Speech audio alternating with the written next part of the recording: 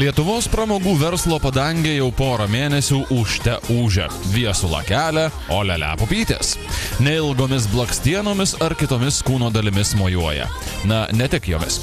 Žavioji seksualioji trijulė nušluostys nosis visiems mūsų muzikos grandams. Tautai pristatytas klipas, kainavęs visą 1 milijoną litų.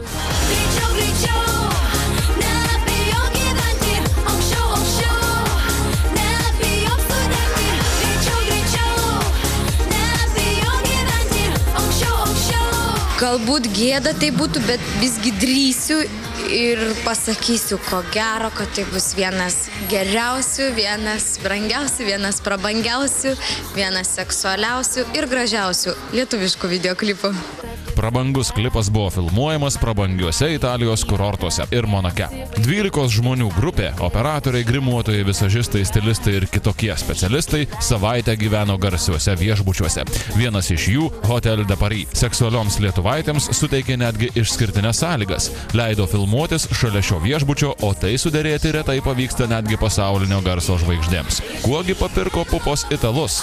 Aišku, kad žavesiu. Italijos vyrams, na, tai egzotika, nes tie pamato šviesą mergaitę, ar nesu šviesiam akim, tai viskas jau belia ką padaryti. Ką daro? Ką daro? Na, kaip ir kiekvienas vyras, norėdamas užkariauti moters dėmesį, galbūt žarsto komplimentus. Pirmą kartą lietuviškame klipe spindi tokia prabanga. Merginos plaukiojo įspūdinga olele jachtą, važinėjosi brangiais Ferrariais, tiesa dėl jų kilo šiokių tokių nesklandumų.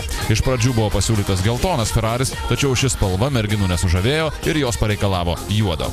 Na, aš manau, klipas vertas 1 milijono. Va taip ir galiu pasakyti. Kiek iš tikrųjų kainavo? Iš tikrųjų, kiek kainavo, niekas negali pasakyti. Iš tikrųjų yra apytiksliai, mes neskaičiuojame, bet aš manau, kad šis klipas bus vienas iš brangesnių. Prabangiame Italijos kurorte lietuvių garsenybės maudėsi ne tik šiltuose saulės spinduliuose. Kur kas labiau jas šildė, ką šildė. Kaitino netgi gerbėjų būriai. Italai seksualiosioms pupoms po kojomis rožes ir ne tik jas klojo. Iš proto seksualiasias merginas pamatę kraustės ir gražūs jauni ir nelabai jauni, tačiau labai turtingi Italijos vyrai. Amžiną meilę žadėjo. Merginos netgi sulaukė pasiūlymų likti saulėtoje šalyje. Neatsigynėm italų dėmesio, nes 3 šviesiaplaukės merginos, būrys, grimuotojų būrys, žmonių, mūsų dėmesys visas mums, tai juos apakino, sužavėjo, jo kartais net stovėdavo kitoje gatvės pusėje, žiūrėdavo didžiausiam akim, plodavo kartu, dainuodavo. Žodžiu, iš tikrųjų dėmesio pakankamai daug gavome. Tačiau seksualiosios pupytės išdidžiai atmetusios karštus ir dosnius pietiečių pasiūlymus į šaltą lietuvišką žiemą sugrįžo. Nesuvirpėjo širdelė? Dėl kurio nors? Oi, ne, aš už lietuvius. Man ne, užsieniečiai ne. Kitataučiai nelabai. Mes lietuvius propaguojam.